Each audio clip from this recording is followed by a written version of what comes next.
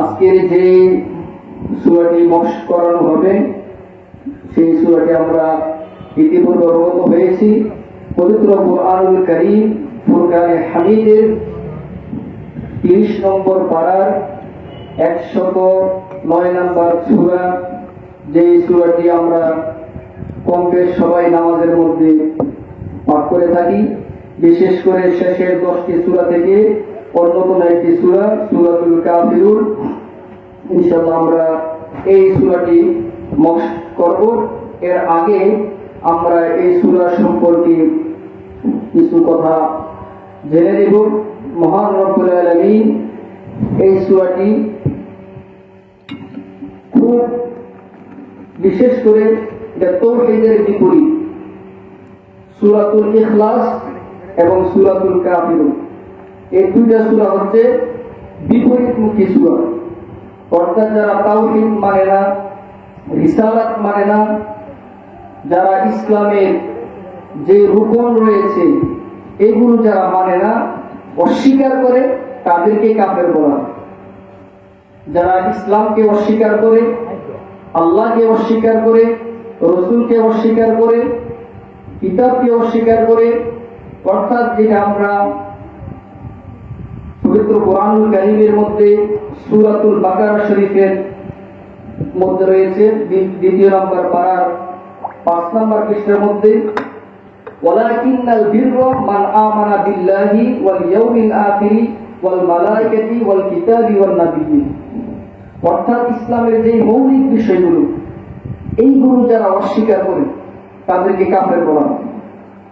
তো কাফেরদের ক্ষেত্রে বিশেষভাবে একটি সূরা আল্লাহ পাক কোরআন শরীফের মধ্যে নাযিল করেছেন। সুবহানাল্লাহি ওয়া বিহামদিহি। কোরআন শরীফের মধ্যে সূরাতুল মুমিনুন একটি সূরা রয়েছে, ওইটা কোরআন শরীফের 30 নম্বর সূরা, এবং সূরাতুল মুনাফিকুন একটি সূরা রয়েছে। আল্লাহ পাক পবিত্র কুরআনুল কারীমের মধ্যে মানুষের যে শ্রেণী বিন্যাস সেটা করে দিয়েছেন যে মানুষ 3 ধরনের হবে। একটা হবে সে ঈমানদার, নয়তোবা সে কাফের, নয়তোবা সে মুনাফিক। এই জন্য পবিত্র কুরআনুল কারীমের মধ্যে আলাদা করে 3টা সূরা রয়েছে। সূরাতুল মুমিনুন সেটা 18 নম্বর পারার 1 নম্বর পৃষ্ঠা থেকে শুরু, সূরাতুল মুনাফিকুন সেটা 28 নম্বর পারা 13 নম্বর পৃষ্ঠা থেকে শুরু, এবং সূরাতুল কাফিরুন সেটা 30 নম্বর পারার একদম শেষের 10টার মধ্যে একটি সূরা, 109 নম্বর সূরা। তো এখানে সেই সূরার মধ্যে বিস্তারিত আলোচনা হয়েছে যে কারা মুমিন, কারা মুনাফিক, কারা কাফের। তো আমাদেরকে এই সূরা সম্পর্কে আমরা জানব। তো তাফসীরের মধ্যে বিশেষ করে তাফসীরে জিয়াউল কুরআন এবং তাফসীরে হাসানাত এবং তাফসীরে খাজাইনুল ইরফান, তাফসীরে আচ্ছা পরে একটা মাহফিল আছে, ঠিক আছে, এবং তাফসীরে নূরুল ইরফান, 5টা তাফসীর এবং অধিকাংশ তাফসীরের মধ্যে এই সারা তাফসীরে জালালাইন এবং অধিকাংশ যে তাফসীর সেখানে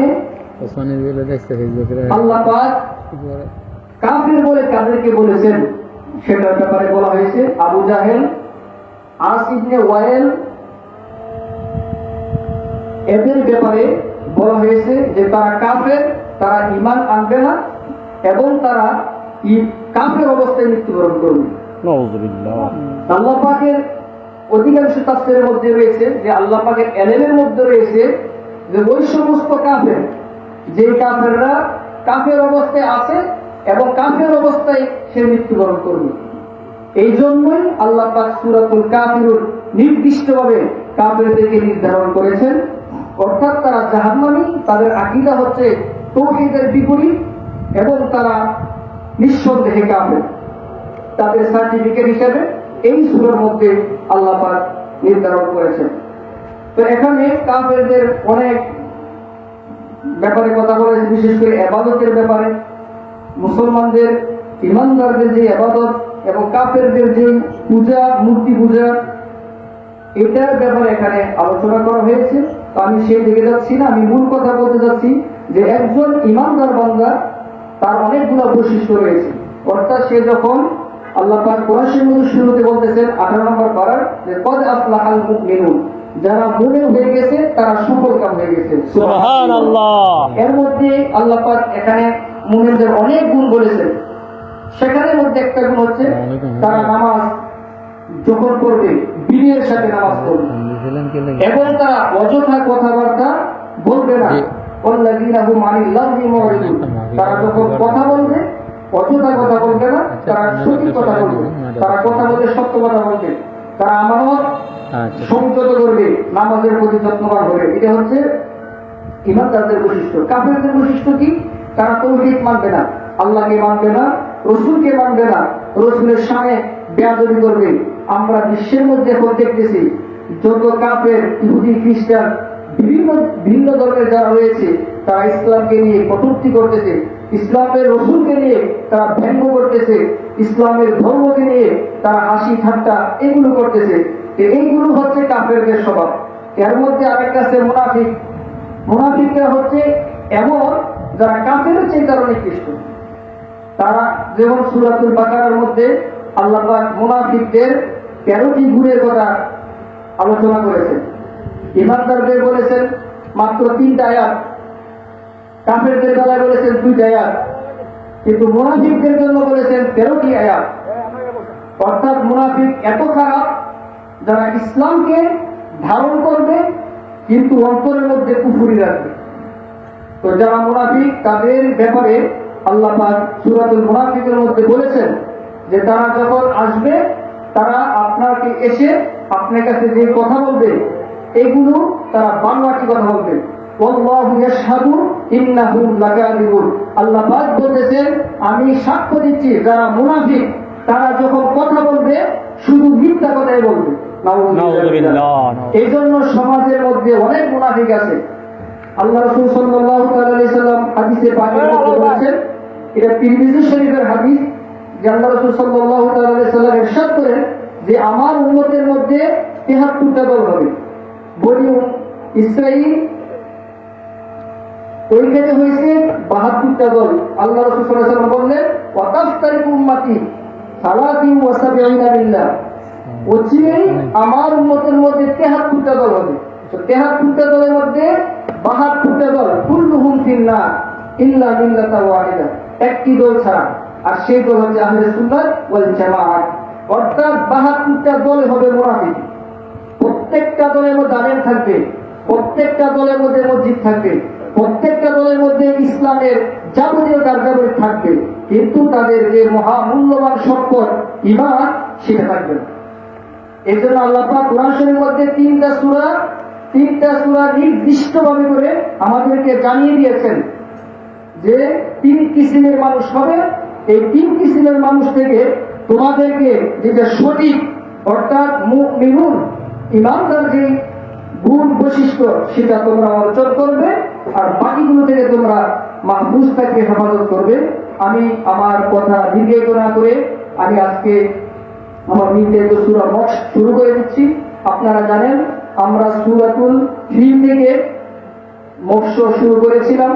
আজকে আমরা ধারাবাহিক ক্রমে সূরাতুল কাফিরুনের মধ্যে আমরা এসেছি। তা আমরা সূরাতুল কাফিরুন আমাদের নির্ধারিত যে নিয়মে আমরা মক্স করে থাকি, ইনশাআল্লাহ আমরা সেভাবে মক্স করব। আপনারা আমার দিকে খেয়াল করবেন। কোরআন তেলাওয়াতের সময় কিন্তু কথাবার্তা বলা জায়েজ নাই। ওয়াইযা কুরিআল কুরআন ফাসতামিউ লাহু ওয়ানসিতু লাআল্লাকুম তুরহামুন, অর্থাৎ কোরআন তেলাওয়াত যখন করবে সবাই চুপ থাকতে হবে, চুপ থেকে শুনতে হবে। যদি শুনে আমি একটা হরফ আদায় করলে আপনারা একটা হরফ পড়লে সমান সওয়াব পাবেন।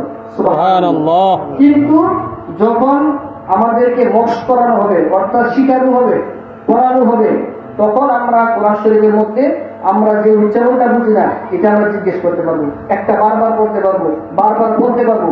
এই জন্য মক্সের সময়, পড়ানোর সময় আমরা কথা বলবো, অর্থাৎ এই কথাটা হচ্ছে আমাদের শিখার জন্য। ইনশাআল্লাহ আমি শুরু করছি, আপনারা আমার সাথে বলবেন আউযু বিল্লাহি বিল্লাহি মিনাশ মিনাশ শাইতানির الشيطان الرجيم. الرجيم. أعوذ بالله من الشيطان الرجيم. أعوذ بالله من الشيطان الرجيم. بسم الله بسم الله بسم الله هر بسم الله بسم الله الرحمن رحمن চাপ দিতে হবে গলার মধ্যে رحمن নির রহিম رحيم বিসমিল্লাহির রহমানির রহিম. بسم الله الرحمن الرحيم. কুল قل কুল قل বলার মধ্যে একটু ধাক্কা দিতে হবে. কুল قل যদি আমরা কুল বলে ধাক্কাটা না দিই অর্থ কিন্তু চেঞ্জ হয়ে যাবে. এমন অর্থ যেটা নামাজ পর্যন্ত বাতিল হয়ে যাবে. এরকম না জানলে আল্লাহ মাফ করবে, ইচ্ছা করে পরে নামাজ বাতিল হয়ে যাবে. তো কুল শব্দের অর্থ হচ্ছে ইয়া রাসূলুল্লাহ আপনি বলুন. আর যদি কুল কই, কুল শব্দের অর্থ হচ্ছে আপনি খাওয়া দাওয়া করুন. কোথায় খাওয়া দাওয়া আর কোথায় হচ্ছে বলা, কতটুকু পার্থক্য, তো এই জন্য খেয়াল করতে হবে. কুল قل ইয়া يا আইয়ুহাল أيها قل يا أيها قل يا أيها الكافرون.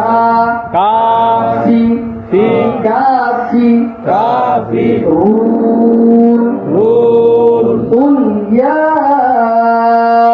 أيها الكافرون. قل يا أيها الكافرون.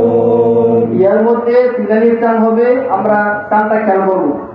قل يا أيها الكافرون. قل يا أيها الكافرون. لا لا أعبد لا أعبد لا ما تعبدون ما تعبدون. ما تعبدون. আইনটা গলার মধ্যে চাপ হবে, হামজা এবং আইন আমাদেরকে সেটা খেয়াল রাখতে হবে. আইনটা কি হবে, গলার মধ্যে চাপ হবে. লা আ'বুদু মা তা'বুদুন. لا تعبدون. এখানে আইন কিন্তু দুইটা আছে, প্রথম হামজার সাথে আইন. দেখবেন আমি উচ্চারণ কিভাবে করি, একটু খেয়াল করবেন. লা আ'বুদু মা তা'বুদুন. لا أعبد ما تعبدون. কারণ হামজা আইন কাছাকাছি মাত্রা, হামজা টাইপের হিসেবে আইন হয়ে যাবে. এই জন্য খেয়াল করবেন. লা আ'বুদু মা তা'বুদুন. لا أعبد ما تعبدون. ولا أنتم. ولا أنتم. এখানে একটা গুণা আছে, গুণার নাম হচ্ছে ইচ্ছা গুণা. এটা পরে বিস্তারিত বলবো, কিন্তু সংক্ষিপ্ত করে যাচ্ছি. গুণাটা খেয়াল করবেন কিভাবে বলি. ولا أنتم. ولا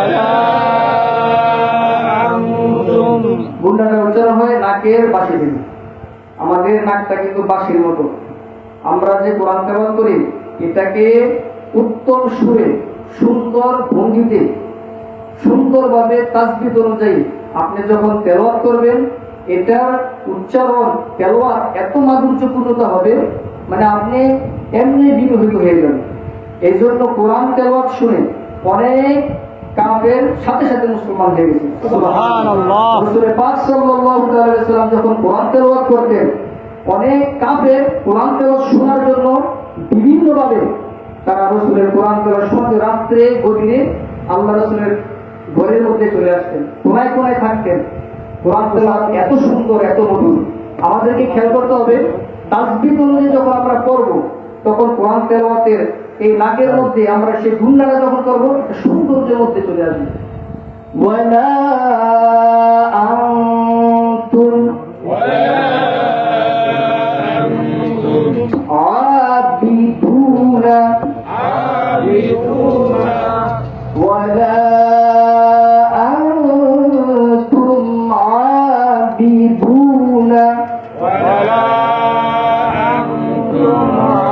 আবিদুনা মা আ'বুদু মা আ'বুদু মা আ'বুদু মা আ'বুদু ওয়ালা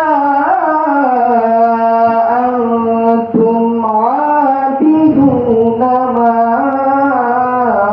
আ'বুদু ওয়ালা আনতুম আ'বিদুনা মা আ'বুদু ওয়ালা আনা ওয়ালা আনা আবিদুন আ'বিদুন। এটাও বল না, খেয়াল করবেন কেমনে বলি। আস্তে আস্তে আমরা যখন কোর্সে পড়াবো তখন বুঝবেন, ইনশাআল্লাহ তখন ক্লিয়ার হয়ে যাবে। আমরা আপাতত এইভাবে চিনে রাখি, আস্তে আস্তে আমরা ঠিক করবো। ওয়ালা আনা ওয়ালা আনা আবিদুন আ'বিদুন মা আবাদতুম মা আ'বাদতুম ওয়ালা আনা আবিদুন মা আবাদতুম ওয়ালা আনা আ'বিদুন মা আ'বাদতুম ওয়ালা আনতুম ওয়ালা আনতুম আবিদুনা আ'বিদুনা আবিদুনা আ'বিদুনা মা আ'বুদু মা আ'বুদু ওয়ালা আনতুম আবিদুনা মা আ'বুদু ওয়ালা আনতুম আ'বিদুনা মা আ'বুদু লাকুম দীনুকুম লাকুম দীনুকুম লাকুম দীনুকুম লাকুম দীনুকুম ওয়ালিয়া দীন ওয়ালিয়া দীন লাকুম দীনুকুম ওয়ালিয়া দীন লাকুম দীনুকুম ওয়ালিয়া দীন। বিসমিল্লাহির রহমানির রহিম বিসমিল্লাহির রহমানির রহিম। কুল হুয়াল্লাহু আহাদ। কুল হুয়াল্লাহু আহাদ। আমরা প্রত্যেক বক্সের মধ্যে ইখলাস থাকবে, কারণ ইখলাস হচ্ছে এমন একটা ভিত্তি যে বেশি বেশি করবে। মাওলা আলী থেকে একটা কৌল রয়েছে যে যে ব্যক্তি সূরা ইখলাস বেশি বেশি করবে, বিশেষ করে হাফেজে কোরআন, তারা কোরআন কখনো ভুলবে না। সুবহানাল্লাহ আর আমরা তো জানি 3 বার সূরা ইখলাস পাঠ করলে একটি কোরআন খতমের সওয়াব। সুবহানাল্লাহ। এই কোরআন, এই সূরা ইখলাস যত পড়বেন, আপনার তৌহিদের যে ভিত্তিটা পড়ার মধ্যে মজবুত হয়ে যাবে। এই জন্য আমরা এটা করবো, এটা শুধু রিডিং করবো। এর আগে তো আমরা এটা বক্স করছি, এখন শুধু রিডিং করবো। খেয়াল করবো আমরা সবাই। কুল হুয়াল্লাহু আহাদ। কুল হুয়াল্লাহু আহাদ। আল্লাহুস সামাদ। আল্লাহুস সামাদ। লাম ইয়ালিদ লাম ইয়ালিদ ওয়া লাম ইউলাদ ওয়া লাম ইউলাদ ওয়া লাম ইয়াকুল লাহু কুফুয়ান আহাদ।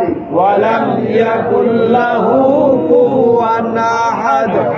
সাদাকাল্লাহুল আলিয়্যুল আযীম। সাদাকাল্লাহুল আলিয়্যুল আযীম। ওয়া সাদাকা রাসূলুহুন নাবিয়্যুল হাবিবুল কারীম। ওয়া সাদাকা রাসূলুহুন নাবিয়্যুল হাবিবুল আলিম।